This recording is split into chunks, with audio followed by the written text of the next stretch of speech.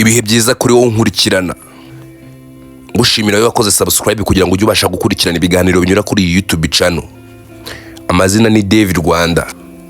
Nkuko tumaze kubimenyerera YouTube inyura inkuru z'urukundo ndetse n'ibindi biganiro bitandukanye. Tudatinze reka dutangire inkuru yacu y'urukundo. Iyi nkuru ni inkuru ishingiye ku bintu byabayeho mu kigo cy'amashuri. Dutangira ari nimugoroba umukobwa yarari iwabo ndetse ari mu cyumba yikingiranye. Gusa cyagaragaraga cyo yavugiraga kuri telefone ndetse avuga gahoro cyane kugira atagira umuntu ubasha kumwumva. Gusa mu magambo yavugaga abwira umusore kamukunda ndetse katabasha kuba yamureka. Gusa umukobwa mu gihe yarakiri kuvugira kuri telefone yagiye kumva yumva umuntu aramukomangiye ku cyumba cyiwe. Ati Karine wasotse muri icyo cyumba cyawe kwitegura. Ati ntubona ko ibihe byegereje byo kuba wajya ku ishuri. Atuzambwira ko wankoreye iki muri iyi vacances koko. Wirirwa kuri telefone ndetse ukayiraraho. Ati nzajya ngutekera kweri nanaze nkwibutse ko ugomba kurya. Ati uwo musore muri kuvugana ntimuzavugana n'ikindi gihe tugiye gusubira ku ishuri ntimuzabonana. Gusa Karine bisa nkaho yari afite umusore wamwihebeye ndetse yakundaga cyane, kuko bavuganye umwanya muremure. Gusa aramukupa abasha kuba yajya muri salo ndetse afata amafunguro yiwe ya nimugoroba. Gusa uko yafataga yakomezaga kuganira n'ababyeyi biwe bigaragara ko yari umuryango wishimye kandi unezerewe. Gusa mu magambo nyina wa Karine yakunze kubwira Karine muri uwo mugoroba yamubwiye ati mwana wanjye ugiye gusubira ku ishuri gusa ujye wirinda. Ati mba numva uvugira kuri telefone cyane uvugana n'abahungu. Ati rero ujye wirinda batazaguhemukira urabizi abahungu ntago ari abana beza. Ati mama ntugire ikibazo rwose ibyo ndabizi kandi ndabizirikana umunsi ku wundi ntabwo bampemukira kuko nanjye ngerageza kwirinda. Ati tari rero nurye kandi wibuke ko nta minsi usigaje kubugira ngo ubashe kuba wasubira ku ishuri. Kandi wibuke kuri mu wa gatanu ugomba gutegura wa gatandatu wawe neza kugira ngo uzabashe kuba watsinda kira kizamu uzabone buruse yo kujyana kwiga muri kaminuza. Ati mama ntugire ikibazo nzayibona kandi rwose nzayibona. Karine akiri kurya telefone ye nanone yese ko yongera irasona. Mama wati ntuwona ati nabwo barongeye baraguhamagaye. Ati mama nta muntu mpamagaye ndetse ndahaze reka njye kuryama. Ati subwo urahaze cyangwa ugiye kongera kuvugira kuri telefone? Toya mama ndahaze rwose. Karine yese kasubira mu cyumba cye ndetse nabwo arongera arikingirana. Gusa wari umuhamagaye n'uwari wamuhamagaye imbere nanone. Bakomeje kuvugana gusa yari umuhungu bakundanaga. Gusa mu byo Karine yavuga ati Joshua ndagukunda kandi nanjye ndagukumbuye rwose sinye nzarota dusubiye ku ishuri. Ariko bakiri kuvugana Karine yese akabwira Joshua ati Joshua atuzi ko teacher Eliza mpamagariyemo. Joshua yese karakara cyane ati teacher Eliza nanone agiye kukubaza iki kuri iyi nshuro koko. Ati hoya tiguma ku murongo mbahuze mbashe kumva icyo agiye kumbwira ndabizi ushobora kuba utanyizera. Ati hoya Karine singomwe ngo duhuze imirongo yacu rwose. Ati we muvugishe numara kumuvugisha umunange umvugishe. Umunyeshuri wese ufite ikinyabupfura uko amera yagombaga kuvugisha teacher Eliza ndetse akamuvugisha mu kinyabupfura ndetse yitonze cyane. Gusa Eliza uko yamuvugishaga byagaragaraga ko atari n'umwarimu gusa ko ahubwo afite ikindi amushakaho. Ati se Karine umeze neza? Ati yego rwose mwarimu umeze neza kandi ndakomeye. Ati uri kwitegura gute kuba wagaruka ku ishuri? Ati ndi kubyitegura kandi nizeye neza ko nzaza ndetse ngakora cyane kugira ngo mbashe gutegura wa gatandatu wanjye. Ati yego rwose ugomba gutegura mu wa gatandatu dore ko mu wa gatandatu bategura hakiri kare. Ati rwose mwarimu ntugire ikibazo nyizera nzakora cyane kandi nzabasha kuba nahesha umuryango ndetse n'ishuri ryanjye ishema. Ati uzahesha umuryango wawe ndetse n'ishuri ishema kandi natangiye kuguhamagara nkumva uri kuvugira kuri telefone. Ati ufite umuhungu mukundana ra? Gusa Karine yanze guhita ko yerurira ati cyangwa amubwire ko afite umuntu bakundana.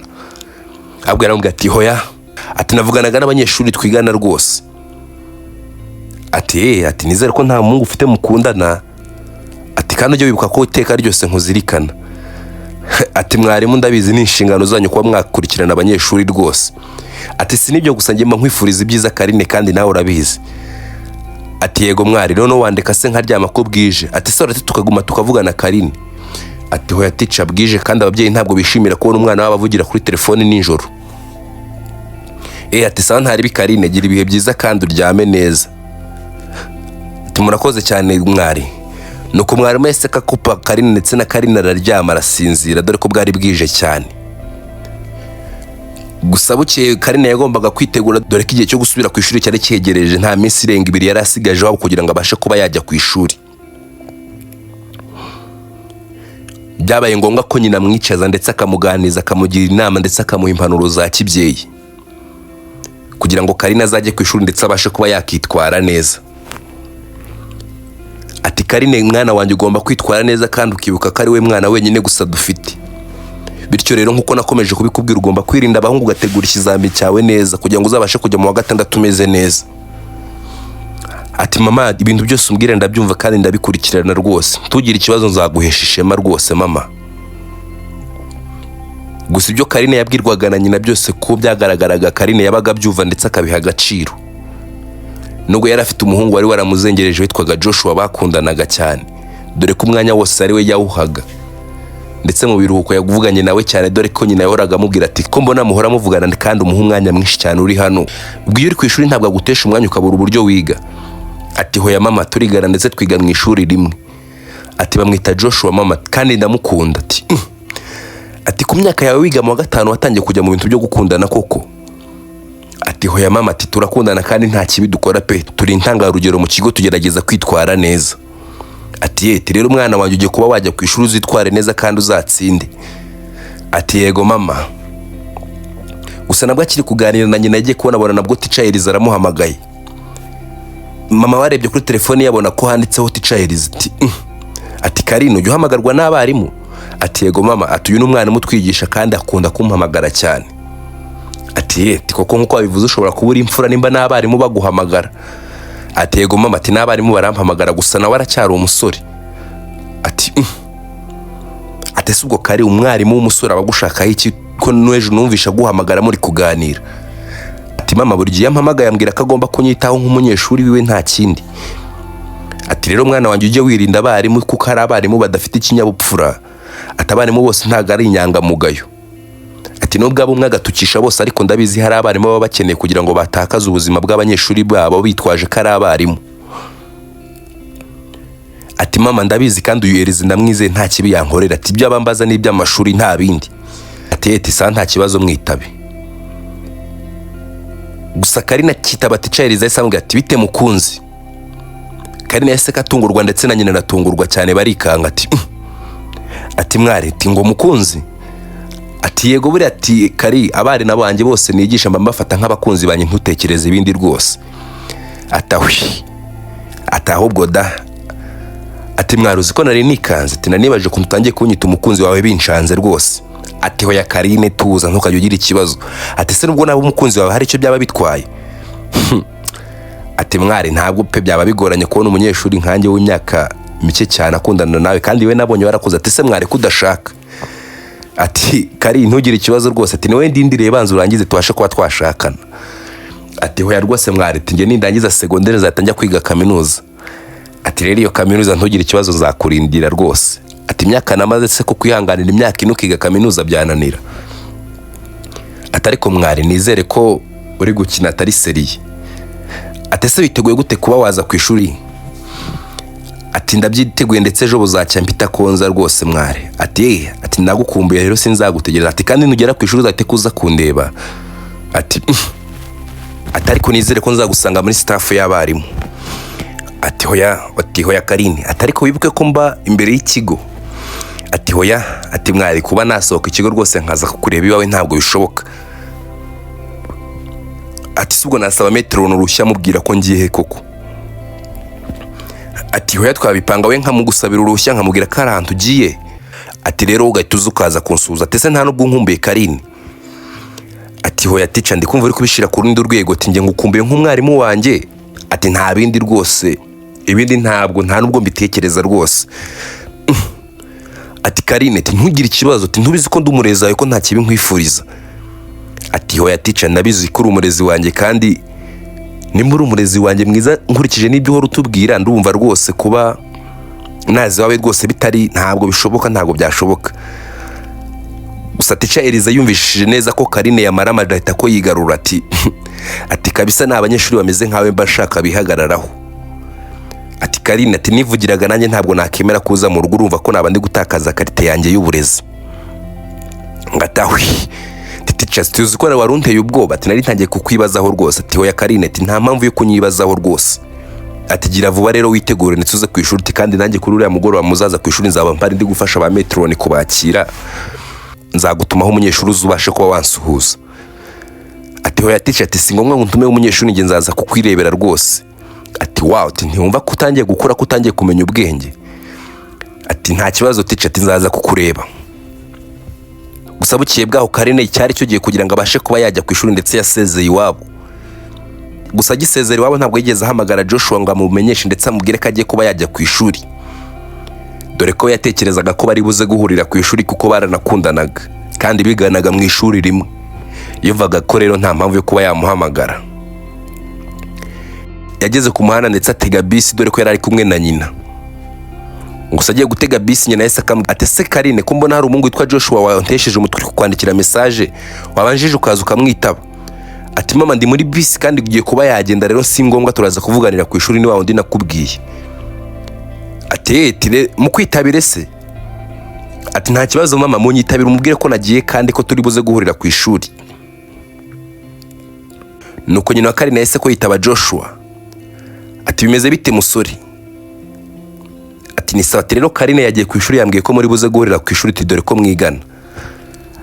Ati nta kibazo mama ati nari muhamagaye mubaza nimba yagiye dore nanjye ubu ngubu ndi ku muhanda ndi gutegangiye kubasha kuba nagenda. Ati atase musore ntujye ushukira umwana hagati aho ngaho. Ati hoya mama ati ngiye ntabwo ndi uwo musore rwose wo gushuka umwana wawe. Ati ngiye cyo nkora ku ishuri no kuganira nawe ndetse nkamugira inama nta kindi. Kandi iyo turi kumwe rwose nta bibi nta n'ibindi birenze bibi twakora. Ati nta bibi. Ati nta kibazo reka nkwizere kuko nabambwira ko uri umwana mwiza. Ati mama ntugire ikibazo rwose Karine ni inshuti yanjye cyane kandi nta kibi mwifuriza. Ati yesa ntari bireka nkwizere. Ati muzagira amasomo meza. Ati se nawe wiga mu wa gatanu? Ati yego mama. Ati nanjye niga mu wa gatanu kandi ndi kwitegura kuba najya mu wa gatandatu. Ati rero ni ngombwa ko dutegura ikizami cyacu neza kugira ngo tuzajye mu wa gatandatu tumeze neza. Ati sa Joshua ndakwizeye kandi nizere ko nawe uzazana intsinzi. Ati kandi ujye ufasha na Karine mu myigire yiwe nkuko nawe ubyikorera. Ati nta kibazo mama ati kandi mugire ibihe byiza. Ati sa nta kibazo amasomo meza Joshua. Nuko Joshua yahise akupanye na Karine gusa mukupa yishimye cyane dore ko yari amaze kuvugana na mama we kandi yari amaze kubona ko ari umubyeyi mwiza. Mu mutima yahise ko yicinye icyara ati ati mana ndagushimiye ko maze kuvugana na mabukwe wanjye. Ati ni mwiza nk'umukobwa we rwose. Nuko Joshua nawe yahise kajya mu modoka ndetse aragenda bose bajya ku ishuri. Gusa bagishika mu kigo bose dore ko Joshua yasanze Karine we yahashitse kare. Yasanze Karine yamutegereye kuri portail. Gusa Karine akibona Joshua akinjira mu kigo yahise ko yirukaga ndetse aramuhobera cyane atitaye ko yari afite ibikapu ndetse n'amamare. Ati girlfriend ati nari ngukumbuye cyane rwose. Ati Joshua ati ntiwambwira ko ntunge nari ngukumbuye. Ati se ngusome nonaha? Ati oya Karine ati oya. Ati wapi? Ati reba abanyeshuri bose bari kutwitegereza bari kureba ibintu turimo none ngo nawe none ngo dusomane koko. Ati ntushaka ko batwirukana tutaranashika mu kigo? Ati Joshua ati sinategereza kuko nari ngukumbuye cyane. Ati se kuki naguhamagara gukanga kunyitaba? Ati hoya Joshua urabizi sinakanga kukwitaba rwose. Ahubwo wampamagaye namaze kujya mu modokari mama namubwiye ko agomba kukwitaba. Ati se ndi mwavuganye? Ati ibyo turaza kubivuga. Ati gusa ufite mama wawe mwiza pe. Ati Joshua I know ati mfite mama mwiza kandi nawe ndatekereza ko ushobora kuba ufite ababyeyi beza. Ati ntugire ikibazo ati nanjye n'ababyeyi beza cyane rwose. Ati twavuganye gusa namukunze pe. Ati Joshua nawe wikabya. Ati nukuri Karine ntabwo nabikubwira ngo ubashe kuba wabyumva. Ati gusa namukunze. Ati rero tugende bajye kukwakira dore ko ngiye namaze gushika ndetse n'ibikapu byanjye rwose. Ati ngiye banyakiriye nageze no muri dormitory. Ati tugende rero ngushitse nawe bakwakire ndetse bagusake. Ati turaza kuba twavugana nimugoroba. Ati hoya ati niba mara gukunsaka njyanye ibintu ndata ngaruka tuganire. Ati simbona n'ubundi saa 12 zegereje mumaze kwira. Ati hoya Joshua wibuke ko afashe urugendo rurerure rwose. Ati kandi ugomba kubanza ukaruhuka. Ati hoya pe. Ati nta kuruhuka nakubonye nkene kuba nabonana nawe ndetse tukaganira kuko ndagukumbuye cyane. Ati nizere ko urukumbuzi rwatangiye kugabanuka kandi wikabya pe. Ati Karine ati ndi kumwe nawe urukumbuzi ntabwo rujya rugabanuka, atabwo nguma numva nabasha kuba nakureba mu maso yawe rwose. Ati nawe uri gukabya rwose, tuzi kuri gutuma nanjye mba romantique. Ati tugende bakwakira ugabanya amatiku. Nuko bahise ko bagenda ndetse bagera muri saranto bari kubakirira. Gusa Karine akinjira ndetse na Joshua bafatanye mu kuboko. Karine yagiye kubona teacher Elize nkuko yari yabimubwiye koko nawe ari kwakira abanyeshuri. Karine akimubona araseka atareba Joshua. Ati Joshua, ati uri kubona teacher Elize ahantu yicaye ari kwakira abanyeshuri. Ati sinabonye se muri vacances yari yarakuyiharaje guhamagara buri munsi. Ati Joshua ariko uzi ko yansabye ngo njye kumusura mu rugo iwiwe. Ati hoya Karine ubwo n'ubusazi ntabwo wabikora. Ati hoya, ati nyuma yaje kumbwira ko yari ari kungerageza ngo arebe ubwenge bwanjye. Atakugerageza ngo arebe ubwenge bwawe, ati iki byemera sukari bakatemera ko mujyana. Ati hoya Joshua, ati ndabizi neza teacher Elize ntabwo yabikora n'umwarimu wiyubaha rwose. Ati n'umwarimu wiyubaha. Ati ntarebe tugende rero bajye kunsaka. Ati nanjye mbashe kuba nagenda. Bakiri kuvugana ibyo ngibyo Joshua yagiye kubona teacher Elize aramuhamagaye. Ati we Joshua, ati ngwino hano ngusake nawe. Gusa teacher Elize yamuhamagaye afite umujinya n'uburakari bigaragara ko yari yafushye cyane. Ati se Joshua ko wakererewe? Ati modokari zabuze muri gare rwose mwari, niyo mpamvu ubona nakererewe rwose. Ati modokari zabuze se abandi ntibaje kare. Ati ntukajye ukererwa ishuri. Ati kuri babyeyi handitseho gute? Ati nawe ugomba kurenza saa 12 rwose teacher. Ati none ubu ngubu babaye ryari? Ati ndabona saa 12 n'igice zegereje. Ati uzi ko ngubu nagusubiza iwanyu ugataha ukajya kurara hanze. Ati rwose teacher mumbabarire rwose pe. Ati nuko habaye ikibazo cyo kubura imodoka bitewe nuko abanyeshuri benshi bari kuza ku ishuri. Ati gusa nari nazindutse rwose. Ati kuko nageze muri gare saa 8 nanjye mbasha kuba nabura imodokari. Ati hakiba wageze muri gare saa 8 babonye imodokari kuko abandi baje kare ndetse bahageze kare. Ati ariko mwari ndakeka hari n'abandi bataraza singewe nabanje rwose nkererewe. Ati abandi se ni wowe? Ati kandi mugenzi ajya avuga ntukazajya usubiza. Ati mumbabarire rwose teacher, ati utanzazinduka kandi cyane. Ati kuramo ibintu byawe tugusake. Gusa mwarimu mu gusaka Joshua byagaragaraga ko afite umujinya ndetse n'uburakari dore ko yari yamufuhiye cyane. Kuko yatekerezaga ko Karine ashobora kuba akundana na Joshua nubwo atari yarabikonfaminze neza ngo yemeze ko bakundana.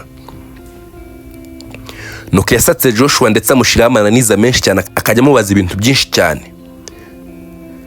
Gusa Joshua yabyarangiye amusatse ndetse amwemerera ko yabasha kwinjira mu kigo. Nuko Joshua yase kwegera Karine ndetse yababaye cyane. Ati baby turabona ibintu teacher Elize bari kunkorera nsebya koko. Ati hoya, ati Joshua, ati ntugire ikibazo, abarimu bose urabayoboye ko bamera koko. Ati ntugire ikibazo rwose. Ati baby ntakwicire mudu rwose. Ati tugende ngo ugeze kuri dorotwari zanyu mwihore ndetse umwirengagize. Gusa bagisohoka muri salle teacher Elize nawe se kabasohoka inyuma. Ahita ahamagara Karine. Ati se Karine ko wambwiye kuri buze kundeba ubu ngubu kuko waje kundeba? Joshua yahise kabwira Karine ati aha, ati ibyo naketse nibyo. Ati genda muvugane ngerekane gendere kuri dorotwari. Ati nta kibazo Joshua, ati ndahita kungaruka ndetse ndaza kukureba. Ati sana nta kibazo ndaza kuba ngutegereje mukunzi. Nuko yahise kamuha igikapu ndetse Joshua ajya muri dorotwari. Karine nawe ahita akasanga teacher Elize ajya kumusuhuza. Gusa Karine akigera imbere ya teacher Elize yamuhobeye byoroheje ndetse amuha ukuboko. Gusa teacher Elize ntiyabyemera ati Karine turampa ukuboko n'igihe tumaze tutabonana rwose. Ati ngwino umpobere ntugire ikibazo hano nta muntu ukuruzi. Nuko teacher Elize yahise kahobera Karine ndetse aramugundira cyane. Karine atangira kwikanga. Ati teacher ndekura rwose ibi birahagije. Ati ntabwo bihagije rwose Karine. Nuko Karine yakomeje kwikura kuri teacher Elize ariko Elize we aragumeza aramugundira ndetse aramuhobera cyane. Gusa byarangiye teacher Elize amurekuye. Ati ndabona vacances yarakubereye nziza kuko warabyibushye cyane ndetse wabaye mwiza. Ati murakoze cyane mwari. Ati nizere ko uzanye intego yo kuba watsinda. Ati yego rwose mwari, ati nzanye intego kandi ngomba kuzatsinda rwose. Ati se ko wambwiye ko nta mukunzi ugira nkaba mbona we na Joshua mukomeje gukabya. Ati wari unamuherekeje ku macumbi y'abahungu rwose. Ati rwose ticumba bare narakubeshye gusa nyine Elize ni inshuti yanjye cyane. Ati ni inshuti yawe se bisanzwe cyangwa ni bya bindi byanyu mwihaye by'udukunguru ko muri kino kigo ko kugira ngo mugire amakupure ndetse murakundana. Ati twebwe ntabwo ari agakungu kuko twakundanye kuva twashika hano mu wa 4. Ati bishatse kuvuga ati ko we na Joshua rero mukundana. ati rwose mwari ntabwo wibeshye rwose turakundana kandi cyane. Ati okay. Ati murakundana? Ego teacher. Ati subwo mufite ye gahunda? Ati sinamenye iby'Imana iteganya gusa nta gahunda mfite kumwanga rwose. Ati ati sawa nta kibazo nimba mukundana rero. Ati se nge ntiwanze ko dukundana? Ati oya teacher ariko urabizi kuri umwarimu kandi ntabwo byashoboka. Atabarimu se nibo bemerewe kudakunda? Ati oya turetse nibyo ngibyo mwari we ntabwo uri urungano rwanjye rwose. Ati atubona ntari urungano rwawe? Ati oya sibyo nshatse kuvuga. Ati gusa mbona mukuze pe, mbona mukuze mukwiriye bari abarimu bandi mwigishanya. Ati sawa nta kibazo ujya kuryama. Ati ntongera kukubona uri kumwe n'uriya muhungu. Ati genda ujye kuryama uruke kugira ngo ejo uzabone gukurikirana amasomo yawe. Ati ntari bireka ngende njye kuryama ndetse nanjye mbashe gutegura amasomo yanjye. Gusa Karine ntabwo yigeze akurikiza inama teacher yaramubwiye. Ahubwo yase kasubira kwa Joshua ndetse ajya kumureba dore ko yabimusezeranyije ko ahita akaza kumureba. Gusa mu kujya kumureba ahubwo yahuye na Joshua na bari kuza ndetse aza kureba Karine dore ko yamubwiye ko bari buze kuba babonana kandi bari bakumburanye. Bidatinze bahise ko bongera barabonana ndetse borongera barahoberana cyane. Baguma aho ngaho ndetse baraganire bamarana igihe kirekire dore ko bari bafatanye mu kuboko nk'abantu bari bakumburanye. Gusa bari kuganira aho ngari matera yahise kaza dore ko bwari bwije abandi banyeshuri bose bari bagiye kuryama. Ati we Joshua, ati kano kanya uratangiye? Ati none se ho mwaje? Ati mwaje kuryama mukaruka muri mu biki koko? Atari kani mate nta kibi rwose ko turi gukora uretse kuba twaganira gusa. Ati uretse kuba mwaganira, ati nyuma yo kuganira n'iki kiri buze gukurikiranaho? Ati turasezerana ndetse tujye kuryama. Ati murasezerana? Ati kino kigo nkiyoboye imyaka myinshi rero Joshua. Ati ndabaza abanyeshuri. Ati Karine mbare rimwe kabiri gatatu bagiye kuryama ndetse nawe Joshua jya kuryama. Nuko bahise ko batandukana ndetse amubwira ko bari buze guhurira mu ishuri mu gatondo. Bose bagiye kuryama. Bukeye bwaho rero bagombaga kwitabira ishuri ndetse bajya mu masomo bajya muri class dore ko bose biganaga mu ishuri rimwe kandi baricaranaga. Gusa ukuntu barebanaga mu ishuri wagiraga bari bamaze imyaka 10 batabonana dore ko bari bakumburanye cyane kandi amaso yabo yose yagaragazaga ko bakundanaga. Gusa bakiri muri ibyo birebanishwa kana ko mujisho teacher yahise ko yinjira dore ko yari umwarimu wabo ndetse niwe yari ukuri iryo shuri ryabo. Yahise ko yinjira mu ishuri morning class. Bose base ko bamwikiriza nkuko byari bisanzwe. Ati nizere ko mwese ibiruhuko byagenze neza. Ati yego rwose mwari ibiruhuko byagenze neza kandi twese twishimiye ibiruhuko byacu rwose mwari. Ati nubwo byari ibyumweru bibiri. Ati harabo mbona barebana nk'abamaze imyaka 10 batabonana rwose. Ishuri ryose ati ati woni Karine na Joshua. Ati Joshua ati ntabwo nshaka ko ugumeza kwicarana na Karine ati kuko mwese amasomo yanyu ntiyagenda neza. Ati we genda wicare hariya ndetse na Karine yicara aha ngaha. Karine yahise kamujyana ndetse amwicaza ku ntebe ya mbere. Joshua nawe aramuhindurira ibyicaro. Ati noneho ubu ngubu ndumva mwese mwakiga neza ntawe ubangamiye uwundi. Gusa Karine na Joshua ntabwo babyishimiye byarabababaje cyane dore ko bakundanaga bumvaga ko baguma bicaranye. Teacher yahise katangira kwigisha gusa mu kwigisha yarebaga Joshua ndetse na Karine. Gusa yabareba akabona imitima yabo ntabwo iri aho hafi. Dore ko Joshua yagomezaga yirebera Karine aho bari bamushize ndetse na Karine agomezaga areba inyuma areba Joshua. Gusa teacher yarabibonye ndetse biramubangamira biramubabaza cyane. Dore ko yari yatangiye gukunda nawe Karine kandi yamukundaga cyane nubwo byagaragaraga nkaho ari umwarimu ndetse amwitayeho gusa mu maso yiwe nsuko byari bimeze. Ahubwo nawe yakundaga Karine. Amaze kwigisha yahise kasaba Karine ko yasohoka ndetse bakaganira. Nuko teacher yahise kabwira Karine ati Karine ati biriya bintu ntabwo byo kuba wareba Joshua kurira ndetse mu ishuri kandi ani material yambwiye ko yabafashe ninjoro. Ati ibyo ngibyo nibyo wansezeranyije ujya kuza ku ishuri ntambwiye kuza kwiga ndetse ujye gutegura mu wa gatandatu hawe. Ati teacher ati mumbabarire gusa ati tukubabarira ibiki. Ati sura mu ufite yiye gahunda ati bura n'ubuhungu bw'inzerereze bwo muri segonderi ntabwo wabo bakunda. Atari ko mwari Joshua sikameze. Ati hoya ati ugomba kureba umuntu ufatika akaba ari we basi mukundana atura ntacyo azakumara uretse kukwangiriza ubuzima. Ati teacher umuntu ufatika kuko ushatse kuvuga iki? Ati umuntu ufatika byibura ukareba nk'umwarimu hano mugakundana mukagumana kuko ngo niwe wagira icyo akumarira nawe wakugira inama nzima.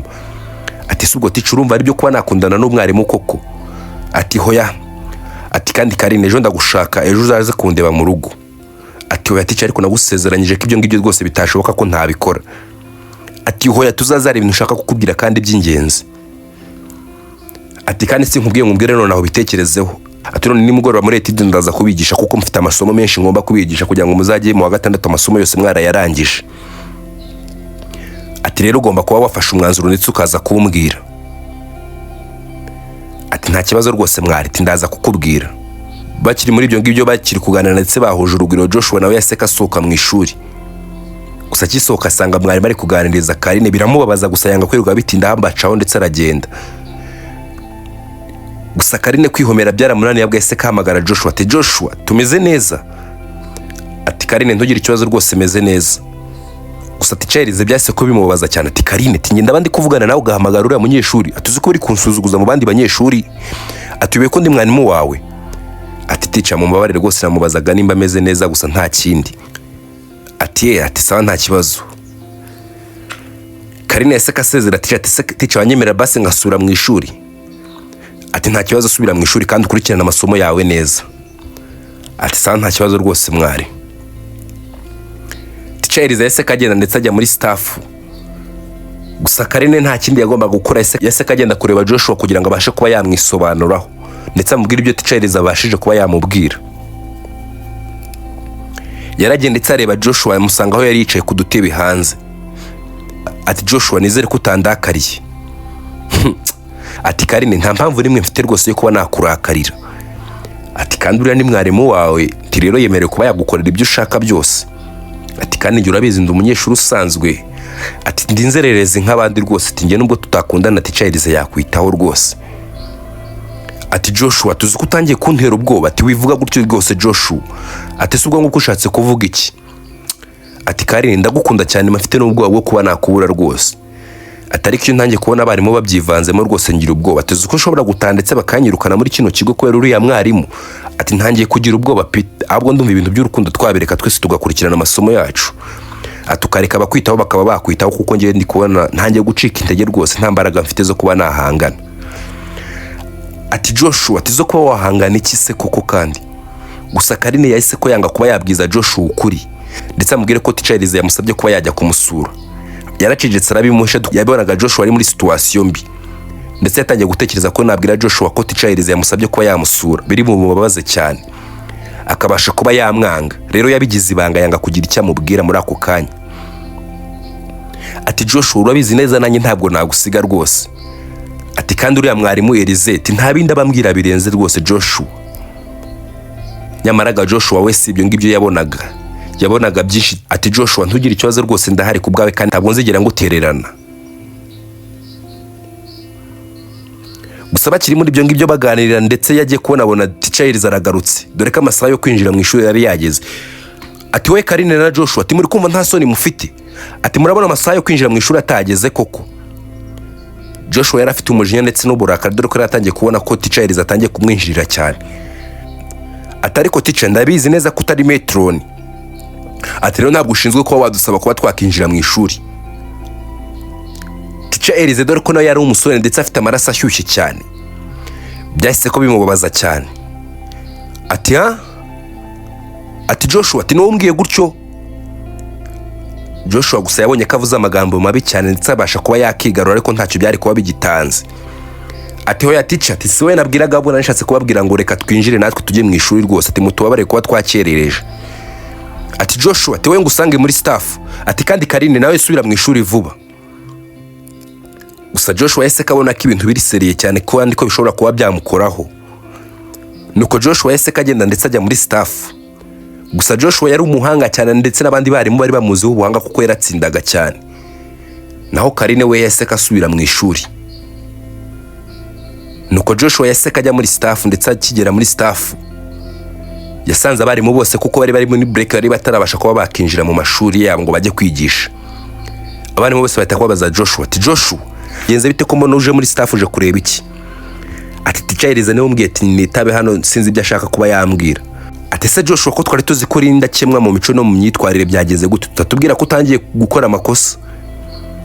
Ati nibyo ngibyo uvanye iwanyu byo gutangirana amakosa? Ati hoya nuko nari natinze kuba nakinjira mu ishuri nta kindi. Ati ubwo ngubwo abashaka ngo abacyaye kugira ngo mutazasubira kuko gukererwa mu ishuri nabwo ntago ari byiza. Gusa abarimu bose ntabwo batekerezaga ko Joshua yakora amakosa kuko bari bamuzi ko ari umwana mwiza. Gusa Charles we yahise kwinjira muri staff. gusa mu kwinjira yinjiranye inkoni. Abarimu bose bahita ko bikanga ndetse baratungurwa ati Elisette se none ko uzanye inkoni bimeze biti? Ati uyu mungu umubwire ngo yinjire mu ishuri abashe kuba yansuzugura mu banyeshuri. Ati nsiba imbishinzwe. Ati Joshua ibyo bintu wabivuze? Ati rwose ndasaba imbabazi nabivuze gusa sinzi byari binteye nanjye ururimi rwatezwe rwose. Ntabwo nabiteganyaga kuba nabivuga ndetse nambabarire ntabwo nzabisubira. Nuko abandi barimo base ko babwira ati Charles ati mubabarire rwose ntabwo azongera Elise. Ati hoya atereka maze mukubita ndetse ncagasuzuguro. Abandi barimo bose basamubwira ati ariko Elise se ngombwa kumukubita rwose uyu ni umusore mukuru ndetse arumva. Ati hoya ati ibyo by'ubukuru bwe nibwo butuma asuzugura. Yahise afata inkoni ndetse atangira gukubita Joshua.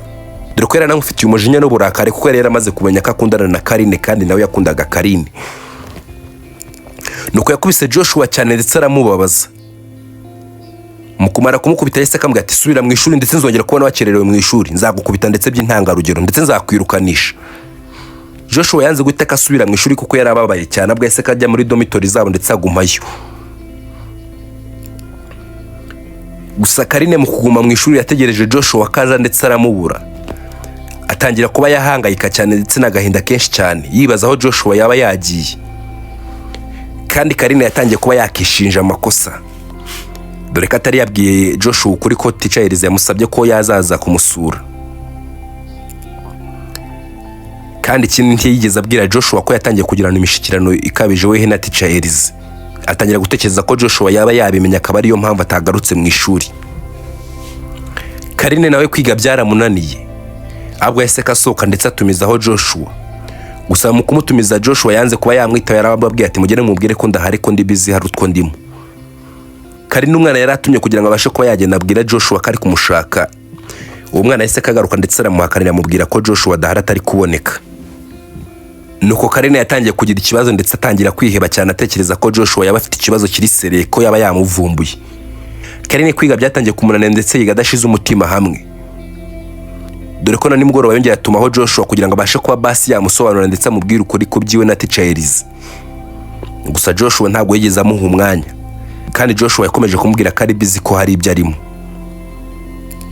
Gusa kiri muri byo yagiye kubona abona undi mwana araje ndetse amubwira ko Teacher Elise ari kumushaka muri staff y'abarimu. Karine yahise kagira ubwoba bwinshi cyane dore ko yari atekereje ko Teacher Elise nta kindi agiye kuba yamusaba. Dore ko yari agiye kuba yamusaba igisubizo ku byo yari yamubwiye. Karine nta kindi yagombaga gukora. Yaragiye ndetse yitaba Teacher Elise. Gusa mu kwitaba Teacher Elise yahise akambwira ati se Karine wakaje ukampobera ko nari ngukumbuye. Ati Teacher tumbabarire rwose ntabwo ndi muri mood yo kuba naguhobera. Ati Karine nuko ngukumbwiye. Ati yego Teacher ati ntabwo ndi muri mood rwose. Ati sera Joshua yakubwiye ibyo namukoreye. Ati niyo mpamvu warakaye udashaka no kuba wamvugisha. Karine yahise ko yikanga ndetse agira ubwoba bwinshi cyane. Ati mwari wakoreye ibiki Joshua? Ati namukubise by'intangarugero muri staff rwose. Ati kugira ngo ndetse atazongera kuba yakora ikosa ryo kuba yasuzugura. Ati Teacher wakubise Joshua koko? Karine yahise kagira ubwoba bwinshi ndetse ararakara amarira muzenga mu maso. Ati Karine ati bwo ngugo ni iki kikurijije koko? Ati ndeka nkubaze rero timbwira ejo uzaza kuba wansura nkuko nari nabigusabye. Ati hoya Teacher ati ntabwo byashoboka ejo ko naza kugusura rwose ndikumva ntameze neza. Ati kubera ko nkubwiye ko nakubise Joshua bitewe n'agasuzuguro kiwe se. Ati hoya Teacher si ibyo ngibyo ahubwo ndikumva nyine ntameze neza ejo ntabwo naza rwose. Ati nta nubwo nasaba uruhushya kuko ndikumva ntameze neza. Ati ahubwo uzasaba uruhushya uvuga ko utameze neza ko ugiye kwa muganga deni uze kundeba ejo. Ati kuko nanjye ejo mfite ikiruhuko ntabwo ejo nzakora. Ati none Teacher ushaka kunduhukiraho se? Ati kandi Karine ujye ucunga amagambo umbwira ujye umenya ko ndi mwarimu wawe. Ati rero umwarimu ntabwo yaruhukira ku munyeshuri wiwe. Ati wambwira ibyo unshakira nkabyumvira hano rwose si ngombwa nzazi wawe. Ati hoya Karine byaba byiza kurushaho bashije kuba wazi wanjye. Ati rero mbabarire Teacher ati kuko ntabwo nzazi wawe ntabwo mfite uwo mwanya rwose. Ati Karine ko nawe uri kuvugana agasuzuguro kenshi cyane byagenze gute? Ati hoya Teacher ati ntabwo ndi kuvugana agasuzuguro kenshi ahubwo simeze neza. Ati umusore nkuriya wifata umukubite kuko umukubite muri staff y'abarimu. Ati namukubise ati kugira agasuzuguro kiwe ndebe ko nagaca basi. Ati okay. Ati Karine rero nimba ejo utabazabasha kuba waza kunsura agenda witegure ejo nzabaha ibazwa ndetse rikomeye cyane. Ati ugende uryitegure kandi witegure ku masomo yose nabahaye kandi rizabatungura. Ati rero sinshaka ko nawe uzatungurwa. Ati kandi sinshaka kuzatsindwa. Ati kandi bigira ibanga ugende wige wenyine ntugire uwundi muntu wese ubibwira. Ati nshaka ko abanyeshuri benshi nzabakubita kuko bazaba batsinzwe. Ati sawa ntari bimurakoze reka nsubire mu ishuri rero. Ati sawa ntari bizigenda usubire mu ishuri. Gusa Karine bakimubwira ko bukeye bwabo bafite ibazwa. Yahise akora uko ashoboye kugira ngo abashe kuba yajya kureba Joshua. Ndetse yaragiye ahagarara ku macumbi y'abahungu yanga kuba yahava. Ndetse yongera atuma umwana kugira ngo abashe kugenda ndetse amubwire ko bari kumushaka. Wa mwana yaragarutse ndetse ahakanira Karine. Amubwira ko Joshua nta mwanya afite kakiri bize. Gusa Karine yahise akabwira uwo mwana ati genda umubwire ko biri Yanze kandi ko ntari buve hano. Kereka nabasha kuba yaza ndetse tukabasha kuba twabonana. Uwo mwana yaragiye abwira Joshua ndetse Joshua arongera amakara ati genda umubwire ko ndi bizi ko ntari kubonana. Dore ko Joshua yari afite isoni n'ikimwaro ku cyo kuba yakubiswe. Gusa Karine yahise akongera abwira wa mwana ati genda umubwire ko maze kuvugana na Yanze kandi nzi neza ibyamubayeho. Ati rero naze mubwire. Wa mwana akibwira Joshua ibyo byose ndetse amubwiye ko Karine yavuganye na Yanze. Yahise abyuka ndetse abasha kuba yaza kureba Karine. Gusa Karine yavuganye na Joshua ndetse amubwira ibintu byose, amubwira ko Yanze yamusabye ko yajya kumusura ndetse akamwangira. Ndetse Karine akomeza kubwira Joshua ko amukunda kandi katamuca inyuma ntagire ikibazo rwose. Ati Joshua ndagukunda kandi ntabwo naguca inyuma. Ati ntugire ikibazo cya Mwarimu, ndabizi ari kunyirukaho gusa simukunda kandi nawe urabizi. Ati ndabizi tu umukunda ariko nge biri kumbangamira ndetse ari kungendaho cyane. Ati ndetse biri kunyangiriza ku masomo yanjye nshobora kuzatsindwa kubera we. Ati ahubwo Joshua tukivuga kuri ibyo bintu by'amasomo yambwiye ko ejo dufite ibazwa kandi azatungura abantu benshi kugira ngo babashe kuba batsindwa ndetse bakubite. Ati rero Joshua sinshaka kuseba, ati tugende ndetse none tubashe kuba twajya kwiga. Nuko Joshua akimara kumenya ibyo ngibyo yahise kagenda ndetse ajyana na Karine bajyana mu ishuri. Dore ko bize ndetse bageze ijoro ryose bakiri kwiga kugira ngo bashe kuba bazatsinda iryo somo rya Yanze. Bagiye kuryama bwije cyane dore ko saa 7 z'ijoro zari zageze bakiri kwiga. Bukeye bwaho Yanze yaraje ndetse yarazi neza ko agiye kuba yatungura Joshua ndetse n'abandi banyeshuri bose kugira ngo babashe kuba batsindwa kugira babashe kongera gusebya Joshua. Yanze yahise akabwira ati tugiye gukora ibazwa kandi iryo bazwa umuntu uri buri tsindwe wese arajya muri staff kandi arahabwa ibihano bihambaye. Ikigo cyose amanota yacu turayafisha bose babone ubuswa bwanyu. Ati kandi amanota yanyu aramenyekana mu kigo cyose ntabwo turi buze kuba twabihisha. Abirirwa barazana hano wagira ngo bazanywe no gutereta abo ngabo bari buze kuba baseba. Gusa ishuri ryose ryase ko ribibona ndetse ribona ko abwiye Joshua. Gusa Joshua yanze kubyitaho ndetse yakomeje gutekereza ku byo ari yize ijoro ryose kugira ngo abashe kuba yamutsinda. Ndetse akiri icyo gisebo cya Yanze. Yanze yabahaye ibazwa ndetse bose bararikora. Gusa ishuri ryose ryaratsinzwe dore ko iryo bazwa yari rikomeye cyane. Gusa Karine ndetse na Joshua bari bize neza cyane. Rero byari bigoye ko babasha kuba batsindwa. Gusa amanota gusohoka dore ko bose bari batsinzwe. Ariko Karine we yari yapfutse Yanze ndetse yari yujuje. Gusa Joshua we harebye amanota yari yabonye. Yasanze ndetse yatsinzwe cyane kandi ibintu yari yakoze nawe yari yabyize neza. Agira ikibazo ndetse ajya kubaza Yanze. Ati teacher ko natsinzwe kandi nzi neza ko nize neza. Ati wize neza? Ati byo kwiga neza se wabikuye he ko nzi neza ko nabatunguye. Ati teacher ati nubwo adutunguye ndabizi ko ngiye cyanzanye hano no kwiga rero mba ngomba kwiga isaha yose kuko mbazi neza ko watubaza ndetse ukadutungura. Ati ahubwo ni gute nabonye amanota makeya kandi nzi neza ko ibintu nakoze narindi byo kubyumva ndetse nabikoze neza. Ati nose ushatse kuvuga ko amanota yawe naba narayatwaye? Ati hoya teacher si byo ngibyo nshatse kuvuga.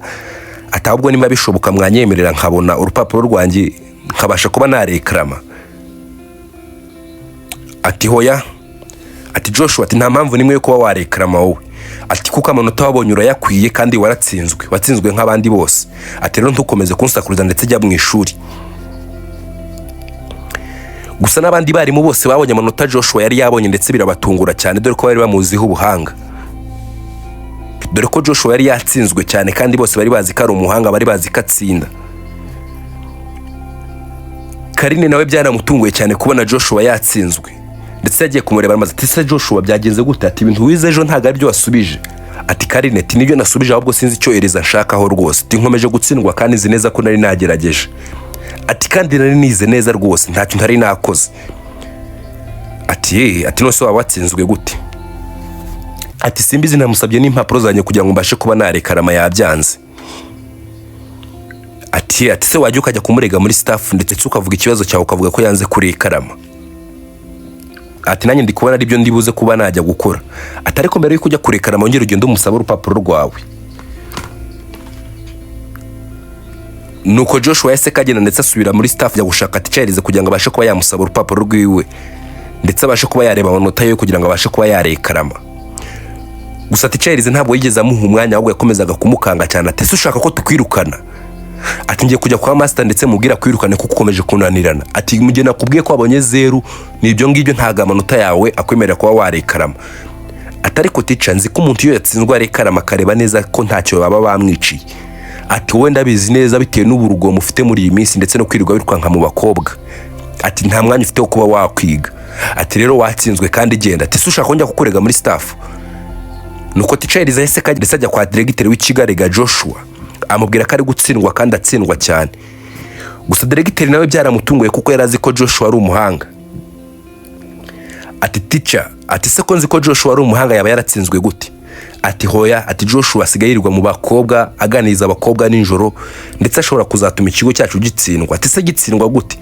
ati ntuzi ko Karine ari umuhanga ati Karine ni umuhanga cyane ndamuzi atari mu bana dufite ndetse bakora neza cyane ati rero atasigayirirwa mutereta birirwa na majoro barararana mu majoro yose ngo bari guteretana ati rero ndahamya neza ko Joshua ashobora gutuma na Karine atsindwa ati nimba ari ibyo ngibyo rero Joshua tugomba kumuganiza ndetse tukamwirukana ati master si ngombwa ko twamuganiriza rwose ati kuko ngenda bizi neza ati Joshua naramuganirije iminsi myinshi gusa yanze kuba yanyumva ati none reka tumize inama y'abarimu ati tubashe kuba twamwirukana ndetse n'abarimu bose babyumvikanyeho gusa bitewe nuko Elize yarazi neza ko ari kubeshyera Joshua kandi ko Joshua ari umuhanga abarimu bose babizi yakomeje guhatiriza directeur w'ikigo kugira ngo abashe kuba yakirukana Joshua ndetse amwirukana atabimenyesheje abarimu gusa directeur yamubereye bambara mbwa ati hoya ati ibyo kosa ati ntabwo narikora ryo kuba nakirukana umunyeshuri ntarabanza kuganiriza abarimu bose